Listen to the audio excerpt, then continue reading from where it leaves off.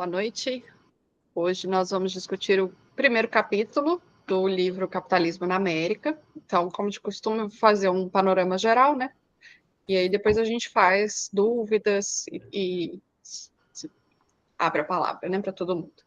Então, eu tive a impressão, assim, de que o texto, ele é um texto que flui bem, de forma agradável.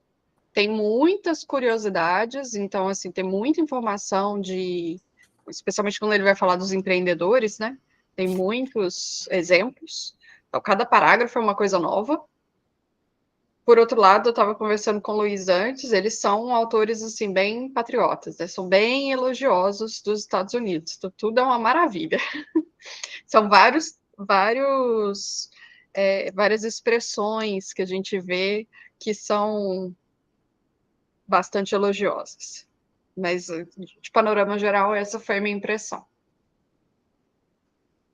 Quer falar, Luiz? Depois passa para eles ou passa para mim, né? Vocês querem começar? Eu queria só fazer um comentário, eu já adianto que eu não consegui acompanhar vocês no final da leitura do capítulo 1, mas eu concordo com a Nayara, que eu acho que para mim tá muito flores. Tipo assim, nossa, como que a história dos Estados Unidos é linda. Eu acho que os Estados Unidos é uma referência, mas eu acho que não é tudo flores, não. E tem algumas coisinhas aqui, como eu disse, eu não terminei de ler o capítulo, que ele não comentou e que eu acharia interessantes se fossem discutidas no livro. Mas, de panorama geral, é isso. Eu também acho que está muito flores. Aí agora você falou aí que, pelo fato deles serem patriotas, então, provavelmente é esse motivo aí. Eu discordo um pouco de vocês, que eu acho que no pano de fundo do livro, ele mostra até aquela citação daquele diplomata francês, o Talleyrand, mostrando que os Estados Unidos eram um tanto como subdesenvolvido, sabe, em vários aspectos.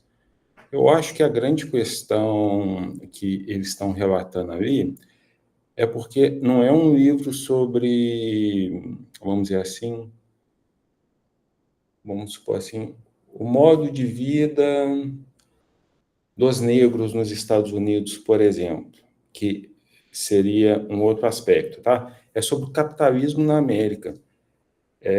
Como que os Estados Unidos, uma nação nova, né, conseguiu se transformar nessa potência econômica. E aí, depois nós vamos discutir, mas eles dão um pouco algumas ideias.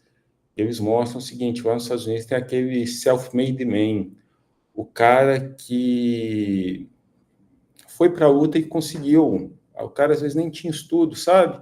O cara inovou. E desses tantos, como acontece hoje, gente, inovação, muitas não dão certo e outras dão. Então, eu acho que ali, apesar de eu achar, assim, principalmente pelo Greenspan, que eu já tenho mais familiaridade com os textos dele, com entrevistas, etc., que os caras são mais patriotas mesmo. Nesse caso, eu não sei se foi bem o patriotismo deles ou simplesmente eles estavam mostrando um retrato da história aonde uma coisa que era do nada virou alguma coisa. Os Estados Unidos assim, eram muito subdesenvolvidos, sabe? E aí eles vão contando que a população rapidamente dobra, acho que em 10 ou 12 anos a população dobra, a produção vai dobrando. E, enfim, depois nós vamos discutir mais alguns desses aspectos, mas eu acho isso. Pode ser que esteja viesado também na minha fala, porque também é uma história que me impressiona muito, ainda mais quando você tem o apoio dos dados que comprovam um pouco essa exuberância. Mas eu acho que é isso, é mostrar um retrato dos Estados Unidos pequeno, aquele neném que se tornou um gigante, sabe? Eu acho que é um pouco isso. Gabriel? Bom, eu também acho uma leitura fluiu legal, mas assim, eu também concordo em partes, igual no início ele fala lá da questão da subsistência, Ele fala alguns que era dependente do clima, que a gente vai falar também, mas eu acho também que ele poderia ter falado mais, assim, tá certo que Estados Unidos, igual o professor Luiz trouxe, que é difícil hoje em dia se ter tanta inovação assim, igual teve na época, igual. Tem uma parte que começa a falar, ele vai citando nomes, eu não sou muito bom com os nomes, ele vai falando os nomes, o que foi a criação. Porque, assim, de certa forma, teve muita coisa boa que surgiu. Assim, ele não trouxe tanto o que deu errado, mas eu acho que sim, poderia trazer alguns contrapontos, algumas coisas mais aprofundadas, negativas, mas em geral, assim, uma leitura boa, assim, eu quero ver mais coisas negativas, assim, meio que para ter um contraponto, até porque eu entendo muito da história, assim, dos Estados Unidos, tô aprendendo tudo agora do zero. Mas até então, tô achando legal a parte das inovações e criações, a parte que fala de animais também e tudo mais, tá bem legal. Pode falar, Pode Igor. falar, Igor.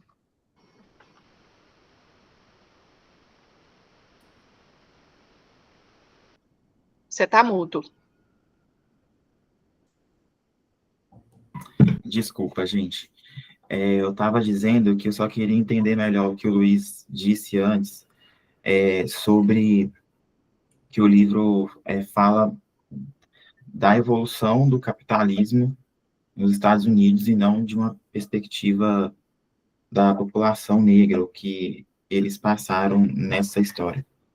Aí, tipo assim, porque o que eu tinha dito antes, de que eu espero, como eu disse, eu não li o livro todo aí, mas eu espero que eles tragam essa perspectiva da população negra, que é bem aqui no comecinho do capítulo, uma coisa que ele já apresenta é como que os Estados Unidos foi um país que recebeu muitos imigrantes, né?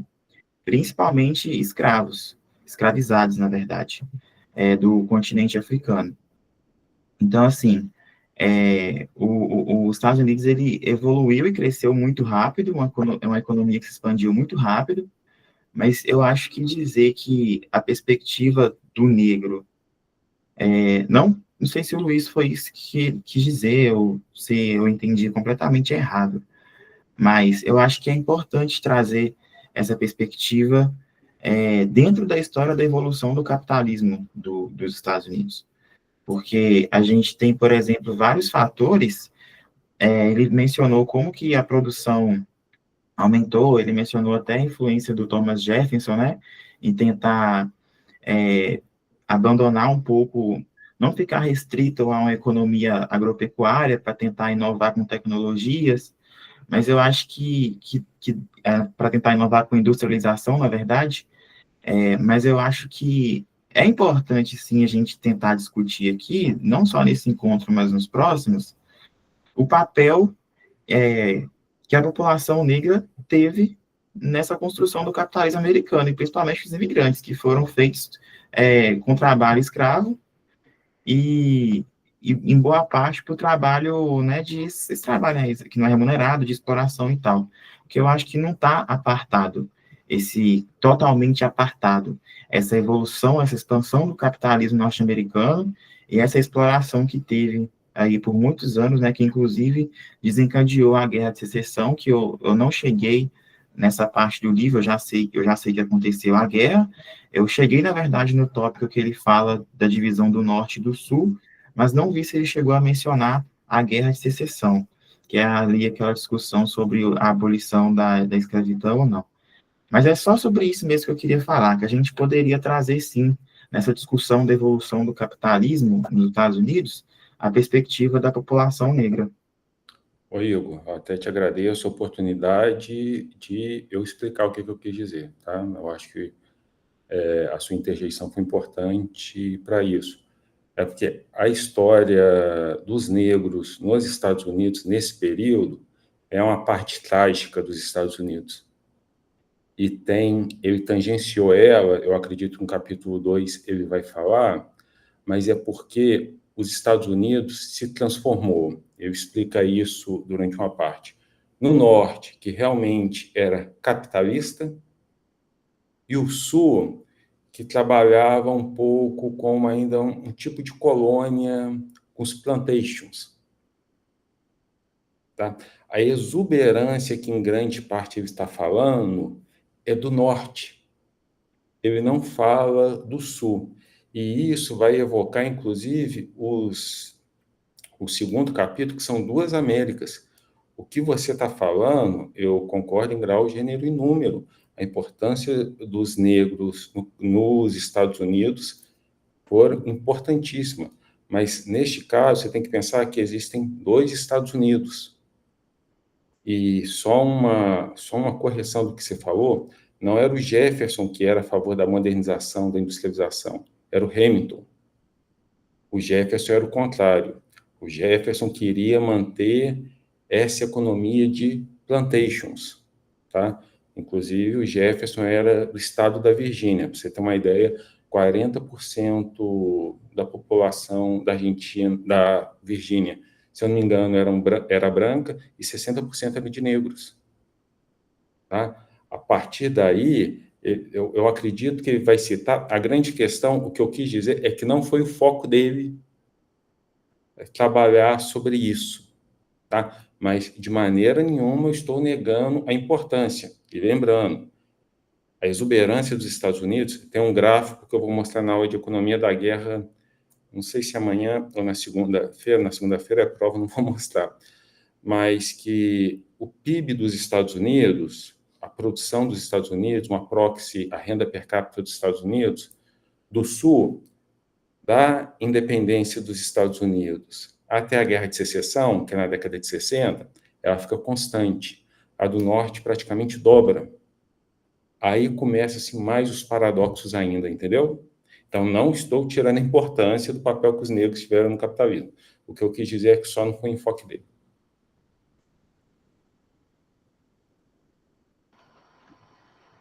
Eu ia comentar isso também, que eu vi que o próximo capítulo é um livro que eu não li ainda, mas aí no próximo capítulo é o que ele vai tratar, né, de duas Américas, e aí folheando dá para ver que ele vai ter gráficos falando de escravidão, então provavelmente esse assunto será mais discutido no capítulo 2. Eu até comecei a ouvir um curso sobre história dos Estados Unidos, porque eu também não conheço muito a história dos Estados Unidos, só o que eu aprendi no ensino médio muitos anos atrás. Então, eu estou tentando resgatar algumas informações, e aí, quando chegar neste capítulo 2, eu trago algumas curiosidades também.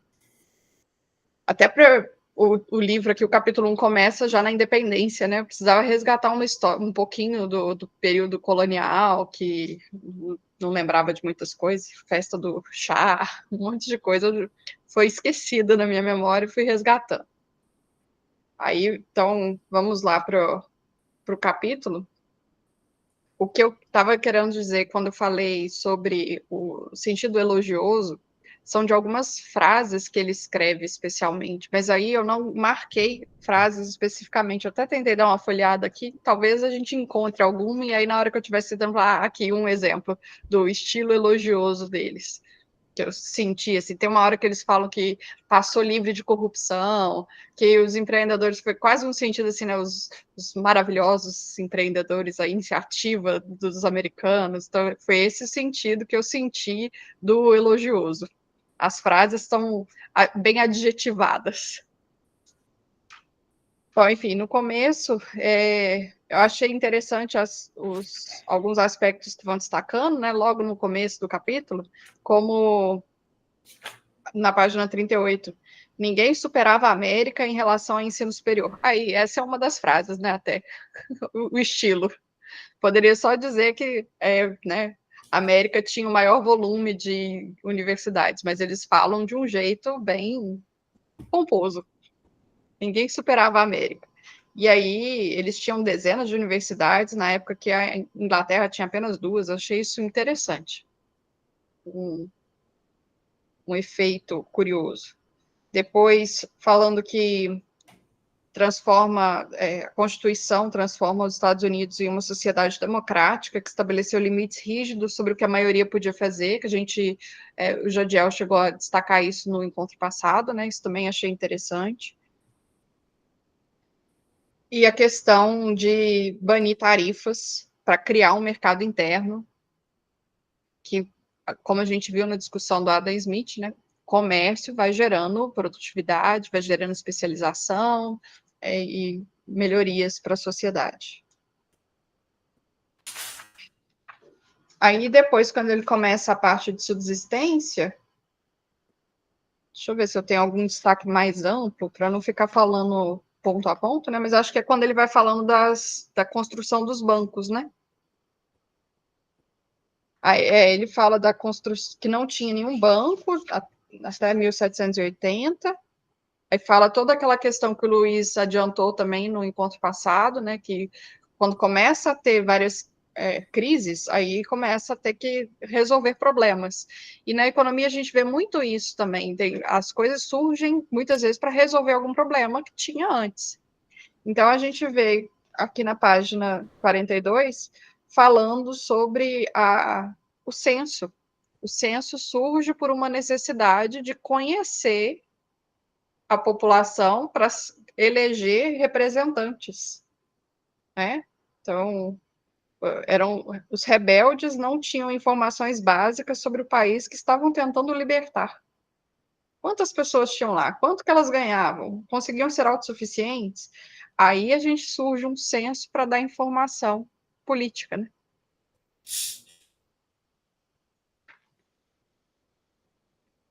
E fala na página 44 do óleo de baleia, que aí eu já coloquei no Telegram, né? Para quem consegue ouvir em inglês, os episódios do podcast do Freakonomics falando sobre o óleo de baleia. Quem não consegue ouvir em inglês, tem a transcrição dos episódios no site, e aí talvez dê para pegar a transcrição e colocar num tradutor, né? Para ter uma noção. Mas achei interessante porque eu ouvi essas coisas recentemente, porque um dos clubes de leitura que eu participo, o livro de novembro, é justamente Moby Dick.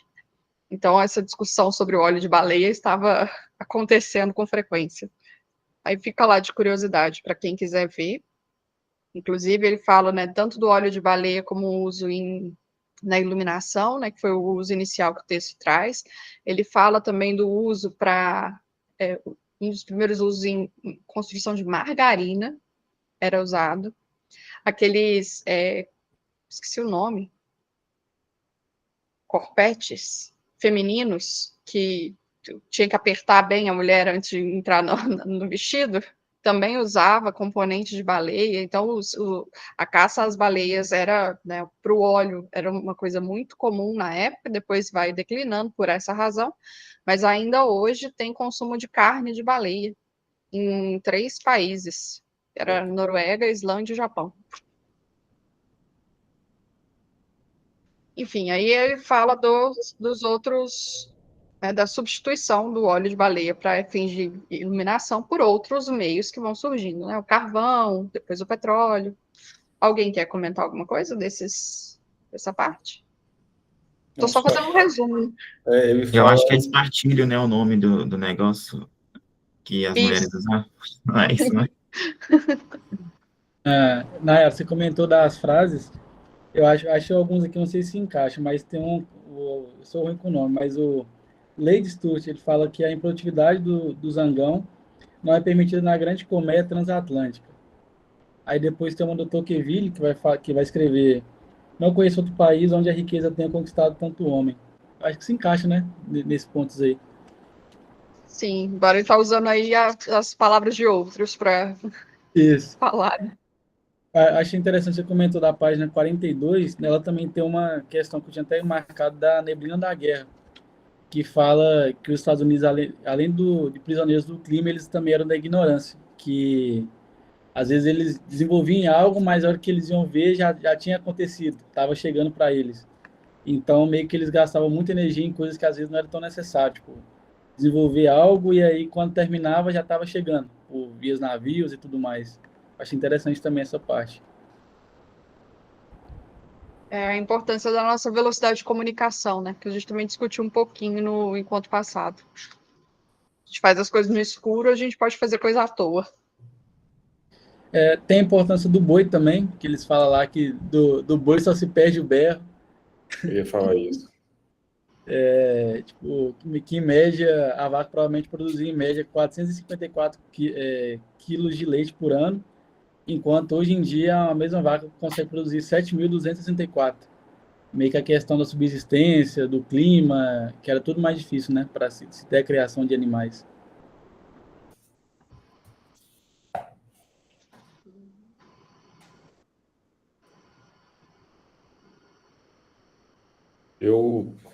Tem uma coisa que eu acho muito interessante, que na hora que começa a falar coisas assim, que são sacadas que se tinham na época e que, para a época, eram grandes sacadas e continuam sendo até hoje. Toda vez que eu leio o livro, quando ele fala das máquinas de costura, a estratégia capitalista que o cara tinha Também achei interessantíssimo. é um pouco do que a Apple fez no início com os iPhones. Hoje em dia, vocês já veem, vocês são novos, eu custei até iPhone também, então eu só escutava as pessoas falarem sobre isso.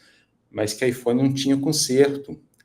Eles faziam de tudo para não gerar...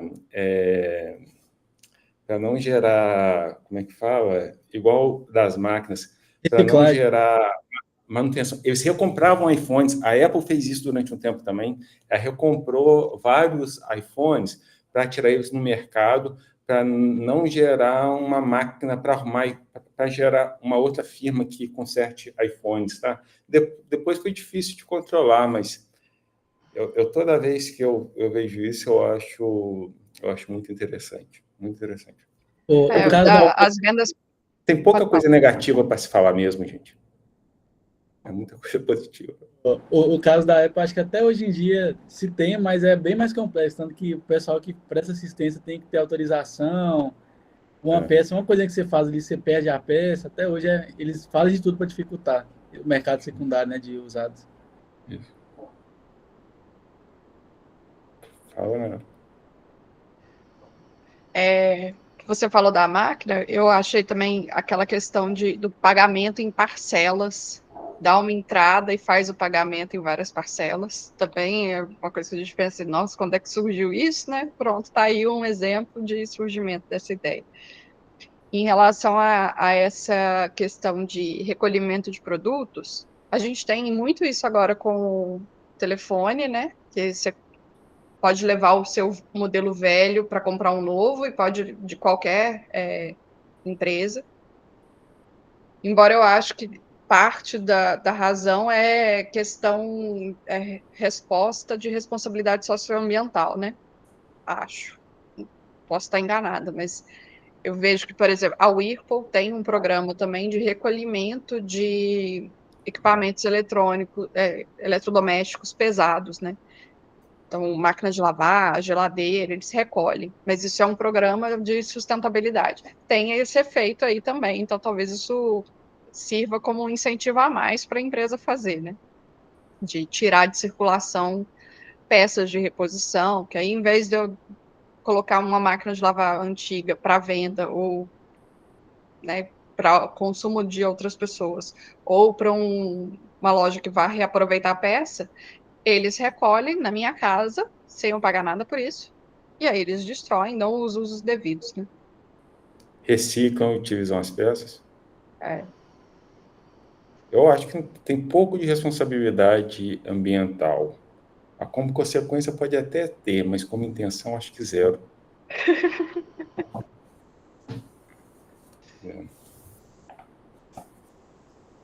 Que eu acho que deve vir por uma exigência ambiental. Como que é?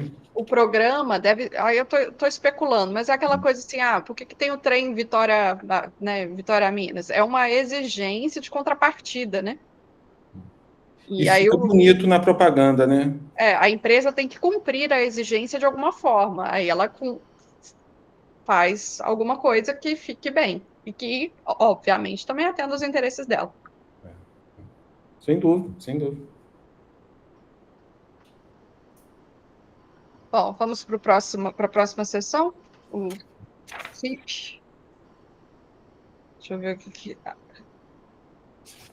Aí, aqui eu marquei na página 46 o exemplo econômico, né, de surgimento de hiperinflação com emissão de moeda. Só para destacar o exemplo.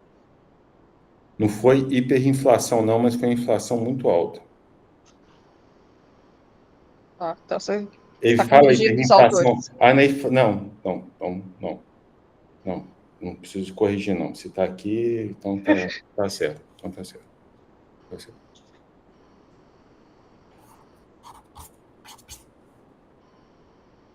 Na 48, pode falar, Gabriel. Na 46 também, lá em cima, ele vai falar sobre a questão da importância da madeira, que por muito tempo foi importante até para, mesmo com o desenvolvimento das máquinas, ainda assim se usava para correias e tudo mais, para manter. Acho interessante também. É só isso.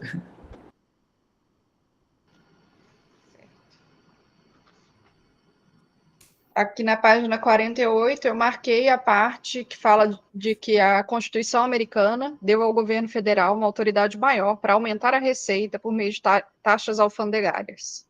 Foi a troca. Isso aí é só para pontuar. Foi a troca que fizeram, que tem a ver com a hiperinflação. É só para contextualizar um pouquinho. Eles entraram na guerra de independência com os Estados Unidos, não tinham dinheiro para pagar a guerra, começaram a imprimir moeda, chamaram essa moeda de continental. Eles não tinham país ainda, tinha apenas um congresso. E, posteriormente, quando acabou a guerra de independência, o congresso estava quebrado e os estados estavam mais quebrados ainda. Aí, para criar um governo central, quem era a favor do governo central, e aí você tem o Alexander Hamilton representando Nova York, que era um desses, eles fizeram uma troca com os estados. Vamos zerar a vida de vocês. Antigamente, vocês não tinham dado poder para que o Congresso tributasse. Agora, vocês vão dar dinheiro, vocês vão dar permissão para que o Congresso possa tributar produtos vindos de fora, e, como contrapartida, nós vamos pegar toda a dívida de vocês e vocês vão começar do zero. E aí criou-se a Constituição e a figura do presidente como executivo. É isso. Ele continua na frase, né?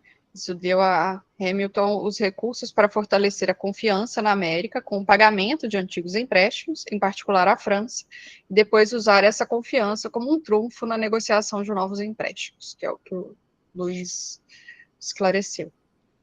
Aí depois, na página dali em diante, né, ele começa a falar de crescimentos do país e também logo vira para o pânico econômico, né? São várias crises sucessivas. Aí a gente tem que lembrar, assim, né, um conceito econômico de nosso efeito manada, que acontece com bancos, né? Se você tem, de repente, um burburinho, não precisa nem ser verdadeiro, um burburinho de que tem algum problema grave acontecendo com algum banco, as pessoas podem correr para sacar o dinheiro daquele banco. E aí, uma pessoa, que é o que acontece, a gente viu isso muito claramente com o Covid, né? Pegando um exemplo mais simples. Tem um burburinho de que vai acabar papel higiênico. Corre todo mundo para comprar papel higiênico. Fica naquela corrida né, vai acabar, então deixa eu ir lá comprar antes que acabe. Então, com o banco, acontece isso também, né? E aí, no começo, a gente tinha bancos, o seu papel era associado ao dinheiro que tinha que estar lá no banco, né? Aí, se você começa uma corrida para todo mundo sacar o dinheiro do banco, o banco não tem condições de pagar o dinheiro de todo mundo. Aí o banco quebra. E isso vai gerando crises, né? E crises sucessivas. E surgimento de crise gera necessidade de correção pelo governo, especialmente, né, nesses casos. Então, aqui na página 50, comecinho o pânico de 1819 foi a primeira experiência da América com uma crise financeira em tempos de paz.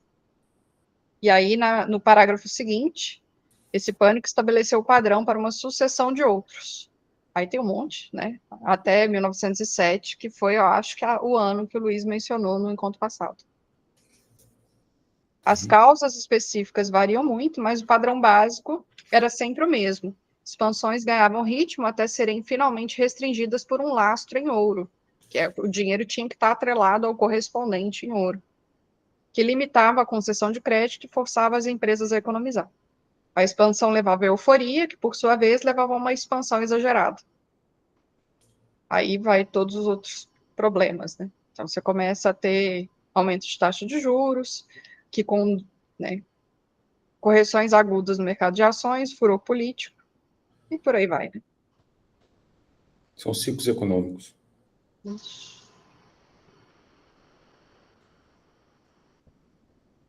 Aí, lá na página 51, ele conclui: a pressão para encontrar uma maneira de evitar essas crises resultou nessa lei, não sei pronunciar este nome, Aldrich, não sei o quê, de 1908, que acabou por levar à formação do Federal Reserve System em 1913.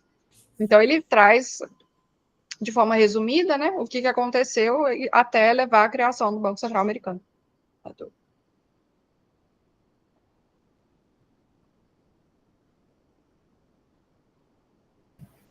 Nossa, agora que eu percebi que eu pulei o capítulo 1 e eu li, na verdade, foi o 2.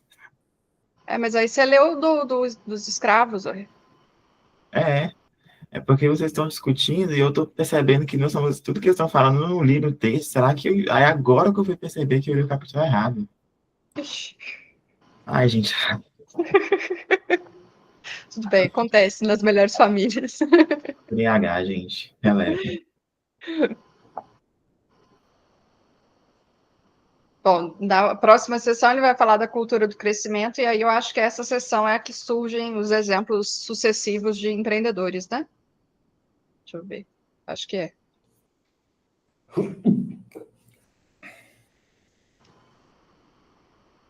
Aí começa também, olha os elogios no comecinho da sessão.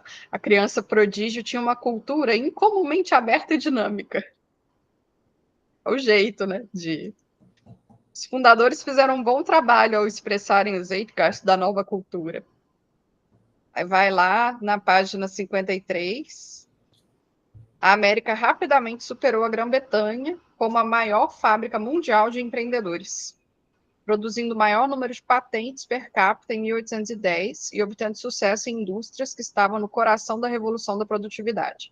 Aí, assim, ele vai tratar dessa questão dos empreendedores, né? Tem vários exemplos, um atrás do outro, e, obviamente, ele vai citar os exemplos bem-sucedidos, né? Então, a gente sabe que realmente, para qualquer inovação que surge, tem um monte de outros projetos que fracassaram. Aqui a gente tem os bem-sucedidos. Mas são bem-sucedidos que a gente vê até hoje os nomes dessas marcas, né? Funcionando, né? As marcas ainda existem. Tem a Goodyear, se tem algum lugar aqui. A Singer, na máquina de costura. Quando ele fala da Goodyear, se eu não me engano, ele não é muito elogioso para o empresário, não. Tem uma vez que ele não foi mesmo, não. Só não lembro qual foi. Eu acho que foi da Goodyear. Que fala que o cara é como se fosse meio que um aproveitador, algo do tipo. Eu não sei exatamente a palavra que ele utiliza, não. Mas eu não achei muito elogioso com o cara que inventou a Goodyear, não.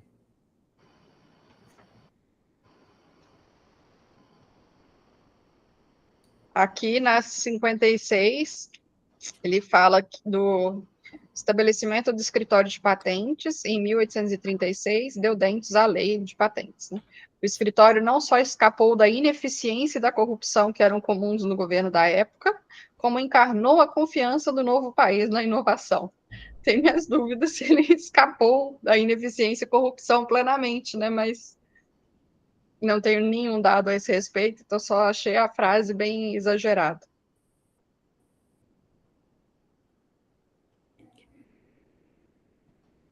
Achei importante que ele falou, ele fala, acho que isso é muito presente até hoje nos americanos, que é a parte de mentalidade, que ele fala, os empreendedores, eles eram unidos pela suposição compartilhada de que qualquer problema podia ser solucionado desde que se dedicasse tempo. Aí ele fala sobre a questão do fator comum, dos filósofos do iluminismo, tanto, e os protestantes, que eles tinham algo em comum, que era simpatizar com a ideia da destruição criativa, né, que a gente até falou no último encontro, que elas ensinaram os americanos a desafiar a ordem estabelecida em busca de sempre buscar o aperfeiçoamento, que é algo que eu acho que é presente até hoje, eles não quererem estar se inovando, e que com a lei das patentes reforçou mais ainda esse processo da destruição criativa deles. Acho que foi algo importante. Que aí depois vai falar também do carvão, vai citar o carvão e tudo mais. Essa questão de mentalidade a gente vê sempre associada aos americanos mesmo, né? Não só no livro, de maneira geral, né? Que eles foram para lá e foram desbravando e inovando e construindo e fazendo a própria vida. Eu acho interessante, né, como que teve uma influência muito grande, né, principalmente do Smith, eu acho que, não sei se foi o Luiz que chegou a mencionar, não sei se foi o Luiz que foi, se eu vi em algum outro lugar, que eles distribuíram obras do Smith no parlamento dos Estados Unidos para poder incentivar, foi você que falou, Luiz? Foi o Robert Morris, que era o cara que era como se fosse o ministro da Fazenda dos Estados Unidos, chegou a distribuir uma ou outra cópia, porque não tinham muitas cópias assim, para os parlamentares entenderem como funcionava o livre comércio. Sim, eu acho que você falou isso no encontro do livro do Adam Smith. Então, é interessante essa questão da mentalidade aí, né? Como que isso foi algo até meio que organizado, não foi algo espontâneo, né? Tipo assim, algo que aconteceu num acaso nos Estados Unidos.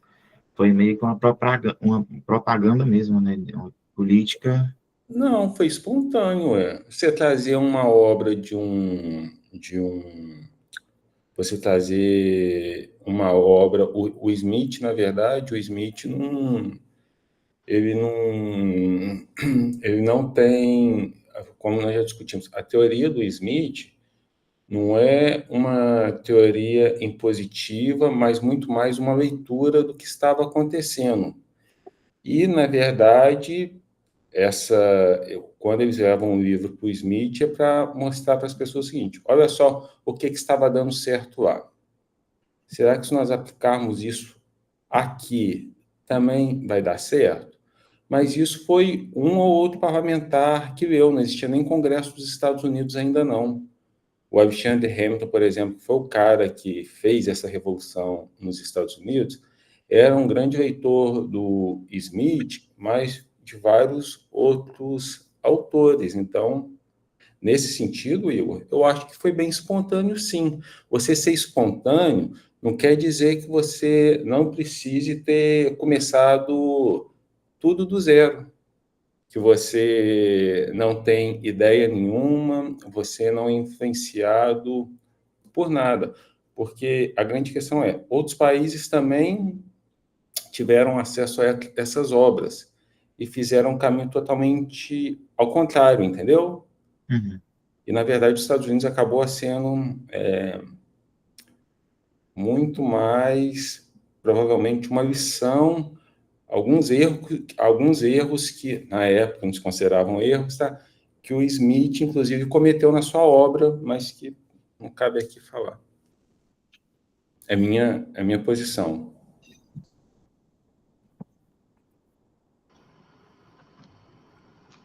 A outra grande influência que a gente vê citado aqui no livro foi o Locke, né? O John Locke na redação da Constituição dos Estados Unidos. Bom, aqui na página 58, eu marquei de novo a relação que ele fala dos transportes, né? Então, começa com o transporte lá de cavalos, né? 1860. Depois, então eles vão falando assim, antes de 1815, no meio do primeiro parágrafo, só era eficiente carregar cargas por longas distâncias pela água, usando veleiros ou batelões. E aí os Estados Unidos têm grandes rios, né? Então isso também favorece um pouco alguns comércios, que ele até comenta isso, né? Custo do transporte de uma tonelada de produtos de carroça por 48 quilômetros era o mesmo que de navio para o outro lado do oceano. Depois de 1815, os americanos aperfeiçoaram os transportes com 3 métodos. Aí tem fazendo uso dos rios, novas fontes de energia, como o vapor, e usando novas rotas de transporte, como as estradas, trilhos e canais. E aí a gente tem um grande crescimento de ferrovias, né, nos Estados Unidos. Não sei se nessa época exatamente, talvez o Luiz tenha data melhor do que eu, né?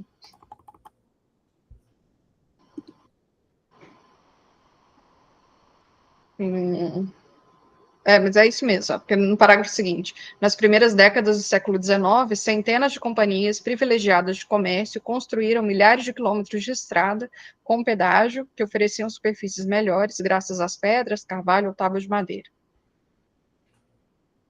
E aí ele cita que os Estados Unidos começou uma corrida, né? Cada um vai construir na sua, é uma coisa meio desordenada.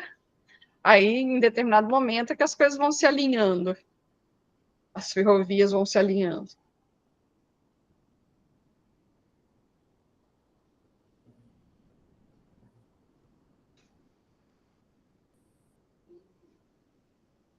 Paralelo a isso, também tem a questão das cidades que ficavam à beira, né, dos estreitos, que automaticamente foram crescendo mais rápido também, né, por essa questão aí da infraestrutura.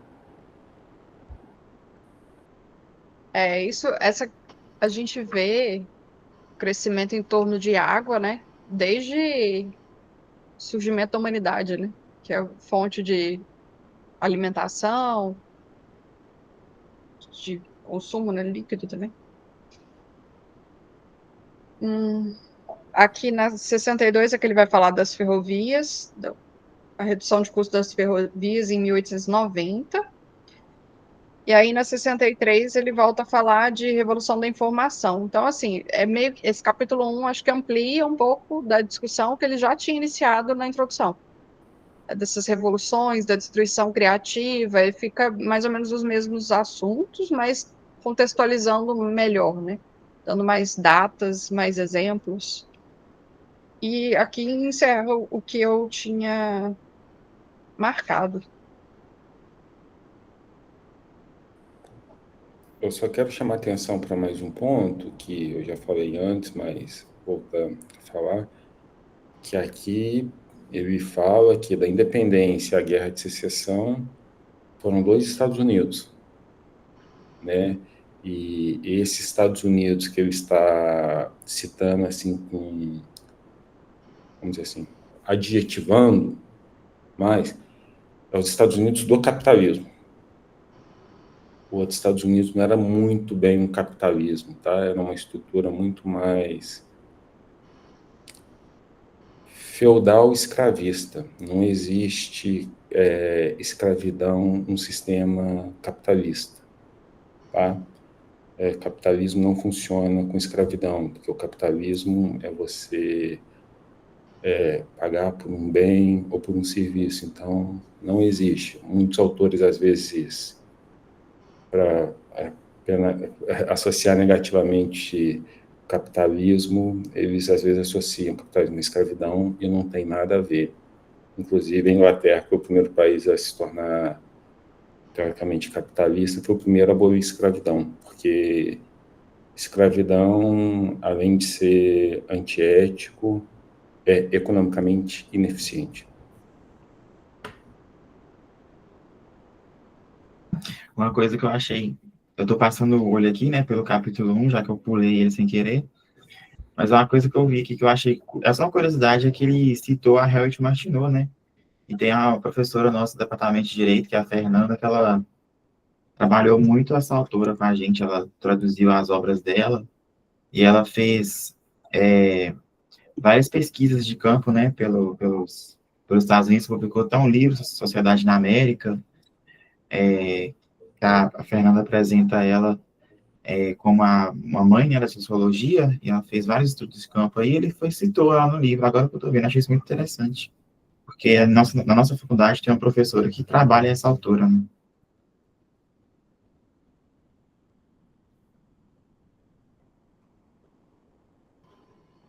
Mais algum comentário? Por último, que eu marquei só a questão que desse boom das ferrovias, que tinha o apoio do governo, né? Claro, que tinha muitas terras sobrando, ele ia cedendo. E aí, com essa questão de ir ampliando, favoreceu também a questão da migração do campo para as cidades, né? E com isso ele até fala que acho que o simples fato da pessoa sair naquela época lá, do campo e ir para a cidade, ela já conseguia meio que duplicar o rendimento que ela tinha em termos de salário, e automaticamente com isso também elas conseguiam meio que fortalecer o senso de patriotismo, de pertencimento como cidadão americano. Achei interessante esse ponto. Mas de resto, acho que eu marquei foi só essa parte no finalzinho do capítulo. Você comentando isso me lembrou também, tem algum trecho que ele fala do Malthus, né? Da questão do crescimento populacional, da previsão de que as pessoas iam passar fome porque a população cresce muito mais rápido do que a Terra, comparando a Inglaterra, que tinha uma situação bem diferente dos Estados Unidos, que tinha uma abundância de terra. E, de qualquer forma, a previsão do Malthus não se concretizou, né, porque a gente tem inovações produtivas, então a gente pode produzir mais mesmo usando a mesma terra. Só resgatando a economia. Você falou, eu me lembrei disso. Coloquei aqui no chat, gente, tem uma série muito boa na HBO que chama A Era Dourada. Não sei se... Já assistiu na Era? Eu sou dos podcasts, não sou da televisão. Ah, então vocês assistam essa série, que essa série é fantástica. Ela ganhou todos os prêmios, ela está até hoje. E ela fala um pouco assim... eu acho que é ambientada mais ou menos em 1870, 1880, um pouco depois da Guerra Civil, mas tudo que está falando nesse capítulo aqui, ela fala. Falou que aonde? Na HBO? HBO. É uma Nossa, série muito famosa, muito famosa. qualquer dia, quando eu tiver de férias, eu assino, aí eu assisto um monte de coisa e depois eu cancelo.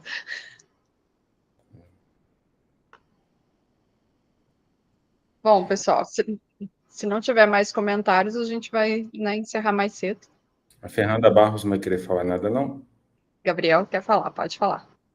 Não, é só um pedido. Depois, se você quiser também compartilhar os podcasts com a gente lá. Eu vi que você mandou do Freakonomics lá, mas pode mandar outros também, por favor. Mando sim.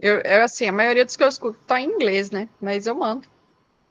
Não, pode mandar. Se não for inglês muito robusto, pode mandar. Beleza. Pode falar, Fernanda. Até um último comentário que eu queria fazer com relação à revolução que ele fala das ferrovias, né? E as ferrovias, né, foram uma revolução, só que, porém, depois delas teve a dos telégrafos, né, que foi ainda maior. E eu acho que isso contribuiu bastante para poder gerar uma informação mais rápida e desenvolver mais a partir daí. Você falou do telégrafo, né? Eu não ouvi tão bem o que você disse. Isso, do telégrafo, acho que está baixo. Né? Isso, telégrafo. Realmente foi a revolução da informação. E eu acho até interessante que ele fala de como a mudança do telégrafo foi mais significativa em relação ao que tinha antes do que o telefone, né? Ou foi alguma coisa assim. Foi isso mesmo. Que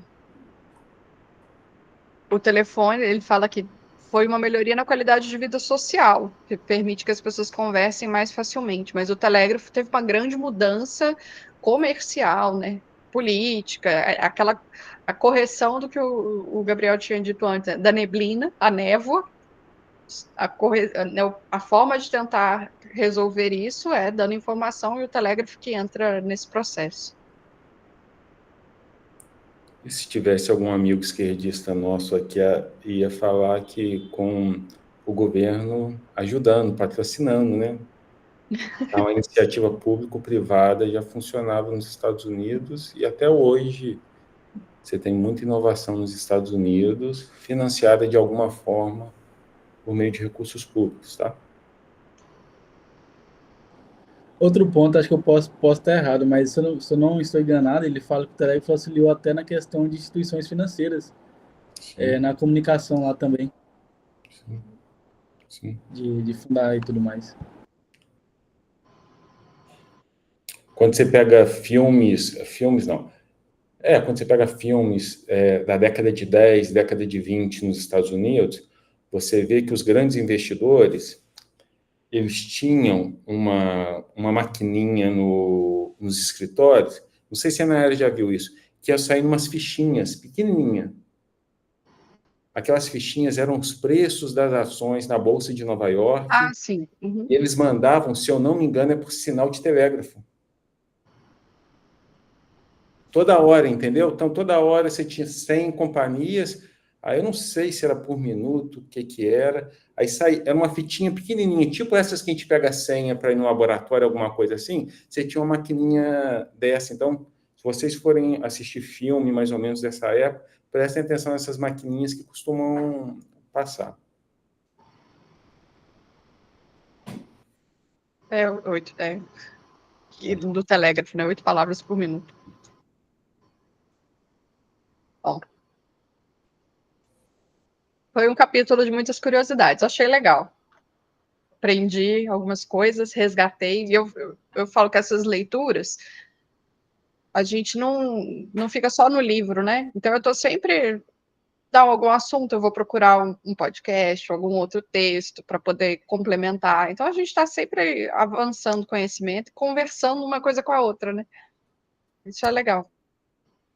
Nos outros livros, a gente teve vários momentos que a gente não estava gostando tanto do que estava lendo, no entanto, a gente conseguiu aprender bastante usando os livros de base. Então, esse aqui acho que vai ser uma leitura proveitosa. Nós teremos um recesso de fim de ano. Já acabou, então? Se vocês quiserem falar mais, pode falar. Ah, não, já acabou. Esse é o nosso último do ano. Agora eu esqueci se eu pus um no dia 16, mas eu acho que é o último. Deixa eu conferir aqui. Não, vai ter um dia 16 mesmo. Tava achando que eu já estava no recesso. Minha cabeça já está pedindo férias. Não, mas se vocês quiserem ir para o recesso também, não importa, não. Vocês que mandam. Não, vamos discutir o capítulo 2 ainda, antes do Natal. Dá tempo. Senão vai ficar um recesso muito longo. Tá certo.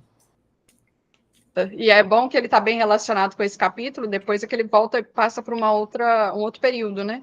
Então vai ficar uma discussão antes do recesso, provavelmente mais fechadinha. Aí a gente sai para o recesso e volta depois. Aí quem quiser adiantar a leitura, adianta. Quem quiser esperar para ver. Bom, então é isso. Se ninguém quiser falar mais nada, a gente encerra por hoje. Tá, joia. Então, deixa eu ver onde que eu encerro a gravação de novo.